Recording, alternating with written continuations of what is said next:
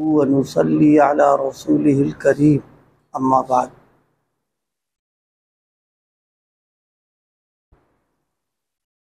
دو محبتیں ہیں، ایک اللہ کی ہے اور ایک دنیا کی ہے۔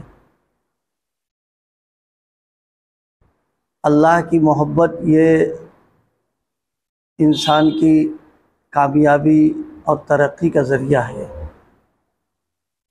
اور نیکیوں کا اور اچھائیوں کا اور خیر کا سرچشمہ ہے۔ یہ دنیا کی جو محبت ہے وہ یہاں کے لیے بھی گھاٹے کا سودا ہے، اور وہاں تو گھاٹے کا سودا ہے ہی ہے۔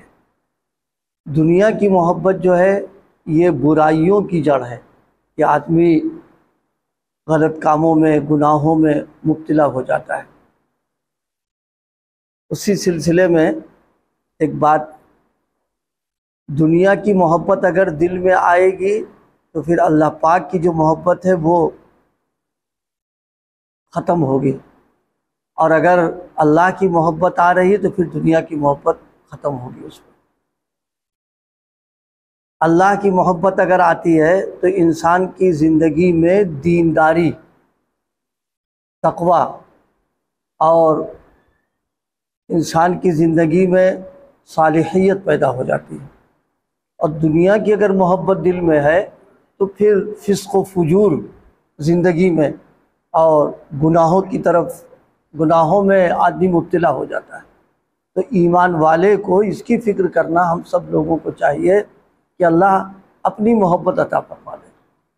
حضرت نبی کریم صلی اللہ علیہ وسلم نے باقاعدہ دعا مانگی ہے، اللہم انی اسألک حبک، اے اللہ اپنی محبت دے دیجیے آپ، وحب من یحبک، اے اللہ جو آپ کے سے محبت کرنے والے ہیں، آپ کے جو دیوانے ہیں، ان کی محبت ہم کو دے دیجیے آپ، وحب عملی یقربنی الی حبک، اور جو عمل اور جو کام آپ کو پسند ہے اس کی محبت ہمارے دل میں آپ ڈال دیجیے۔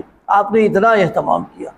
اور ایک روایت میں یہ بھی ہے کہ آپ نے دعا فرمائی کہ اللہ جیسے شدید پیاس لگی ہو، حلق میں کانٹے چبھ رہے ہوں، اس وقت جتنا ٹھنڈا پانی پر محبوب ہو، اللہ اتنی محبت آپ ہم کو اپنی عطا فرما دے۔ یہ دعا آپ کا کرنا یہ اس بات کو بتا رہا ہے کہ اللہ کی محبت چاہے تھوڑی سی مل جائے، بہت بڑی نعمت انسان کے لیے۔ دعا کرے اور تدبیر کرے تو اللہ پاک اس کی دعا اور تدبیر کی برکت سے اس کو اپنی محبت عطا فرما دے گی۔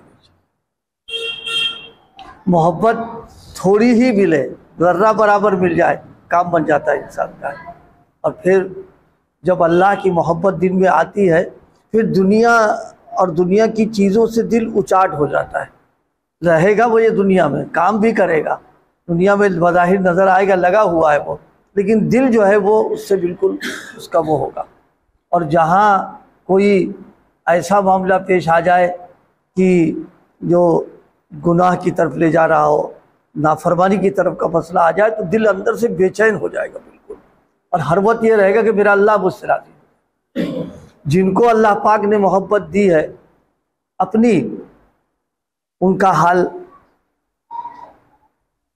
حضرت صحابہ کرام کے سلسلے میں، سیدنا حضرت علی کرم اللہ وجہہ کے سلسلے میں ہے، لکھا ہے حالات میں کہ رات میں جب اٹھتے تھے تو داڑھی مبارک کو پکڑ لیتے مصلی پر، اور دنیا کو مخاطب کر کے کہتے تھے، یا دنیا غری غیری لا رجعت لی فیک قد بتتک ثلاثا، کہ داڑھی پکڑی دنیا کو، حالانکہ وہ خلیفہ ہیں، حاکم ہے، بیت المال سب کچھ ان کے پاس ہے، لیکن دنیا کو مخاطب کر کے کہتے تھے غری غیری، دیکھو کسی اور کو دھوکہ دو، ہم کو دھوکہ نہیں دے پاؤ، یعنی تمہاری رونق، تمہاری زینت اور تمہاری اتنا زیادتی مال آنا، ہم دھوکے میں نہیں مبتلا ہوں گے، کسی اور کو دھوکے میں دینا تم غری، کیونکہ حضرت نبی کریم صلی اللہ علیہ وسلم کی صحبت، تربیت آپ کے اس پہ رہے، صحابہ کا تو مزاج ہی ایک دم بدل گیا تھا۔ اس کی وجہ سے باوجود حاکم اور خلیفہ ہونے کے کبھی بھی یہ نہیں خیال کہ ہمارے پاس اتنی دولت ہے، ہم یہ ہے وہ ہے، کچھ نہیں، دنیا کو مخاطب کا غرری غیری لا رجعت لی فیک، ہم نے تم کو 3 طلاقیں دی ہیں، اور ظاہر ہے 3 طلاق دینے کے بعد میں بیوی شوہر کا معاملہ ختم، فرمایا ایسے ہی ہمارا تمہارا معاملہ ختم، لا رجعت لی فیک، تمہاری طرف نظر اٹھا کے بھی نہیں دیکھیں گے۔ یہ اللہ کی محبت جب دل میں آتی ہے تو پھر دنیا سے معاملات اس کے یہ ہو جاتے ہیں۔ اللہ کی محبت آنے کا یہ ہرگز مطلب نہیں کہ گھر کا کونا سنبھال لیا اور کہیں نہ آنا ہے نہ جانا ہے نہ کارو، نہیں، سب ہوگا، لیکن وہی میں نے کل ایک مثال دی تھی مرغابی والی کہ پر نہیں بھیگنے دے گا اپنا، اس کی پرواز ہوتی رہے گی اس پر۔ حضرت عائشہ صدیقہ رضی اللہ عنہا کے سلسلے میں ہے، کبھی ایسا ہوا ان کے بھانجے حضرت عبداللہ ابن زبیر رضی اللہ تعالیٰ عنہ لمبی لمبی رقم خالہ کو خدمت کرتے تھے، اور بہت حضرت عائشہ بہت چاہتی تھی ان کو، کیونکہ خود اولاد تو کچھ تھی نہیں، تو اسے بہت محبت کرتی تھی، تو وہ ابھی خالہ کے لیے بالکل جانثاری لمبی لمبی رقمیں بھیج دیتے تھے۔ حضرت عائشہ صدیقہ کا حال یہ، ہاتھ کھلا ہوا، ادھر رقم آئی ادھر سب صدقات و خیرات سب چلی گئی۔ کبھی ایسی بھی نوبت آ گئی کہ روزے سے ہے اور آیا ہدیے میں مال بھیجا، انہوں نے سب تقسیم کر دیا، تو باندی نے ان سے کہا ارے کچھ تو افطار کے لیے رکھ لیا ہوتا، یہاں تو آج افطار کے لیے بھی نہیں ہے۔ تو فرمایا ارے تم نے بتایا کیوں نہیں؟ ان کو اتنا بھی نہیں رہتا تھا کہ جو ہے گھر میں کھانے کو نہیں ہے، کیا ہے، بتا دیا ہوتا تو کچھ رکھ لیتے ہم اس پر۔ یہ چیز اللہ پاک اور اللہ اپنی محبت کے اثرات اور اس کے ثمرات جو بھی لگتا ہے اللہ اس کو عطا فرما دیتا ہے۔ ہمارے بزرگوں میں مفکر اسلام حضرت مولانا ابو الحسن علی ندوی نور اللہ برکتہ کے بارے میں حضرت شیخ فرمایا کرتے تھے کہ حضرت کا نام لے کر کے کہ ان کو دولت سے قے آتی ہے، یعنی الجھن ہوتی تھی کہ جب تک وہ کہیں ختم نہ ہو جائے، خرچ نہ ہو جائے۔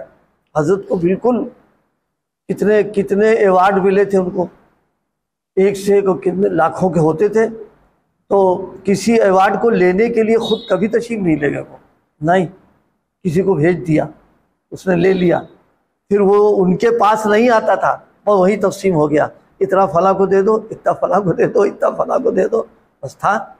اور دیکھیے اللہ کا نظام یہ ہے کہ جو لوگ اس طرح رہتے ہیں پھر اللہ پاک ان کو نوازتا بھی رہتا، دیتا بھی رہتا، اللہ پاک آیا خرچ کر دیا فوراً۔ اکابر کے ہاں تو یہ بہت ہوتا ہے، یہ آ رہی ہے دولت جا رہی۔ بعض لوگوں نے بتایا کے بارے میں کہ ضرورت مند گیا، رقم رکھی، دیکھا بھی نہیں کتنی ابھی آئی ہو، تو اٹھا کے اس کو دے لے جاؤ ہمارا کام ہو جائے کسی طرح۔ تو یہ چیز جو ہے دنیا سے بے رغبتی اصل معاملہ ہے۔ دنیا کس چیز کا نام ہے؟ ہمارے ذہن میں ہوتا ہے کہ دنیا مال کا نام ہے، کاروبار کا نام ہے، اس کا نہیں، ہر وہ چیز جو اللہ سے غافل کر دے وہ دنیا ہے۔ مثلا بچے بیوی ان کی محبت سے غافل ہو گیا، وہ دنیا کہلائے گی۔ کاروبار میں لگ گئے، اب غافل ہو گئے، دنیا میں آ گیا۔ لیکن اگر یہ ساری چیزیں ہونے کے باوجود اللہ ہی کی طرف لگا ہوا ہے، اس کو دنیا نہیں کہیں گے۔ بس اللہ سے غافل کرنے والی چیز، دور کر دینے والی چیز جو ہے یہ دنیا ہے۔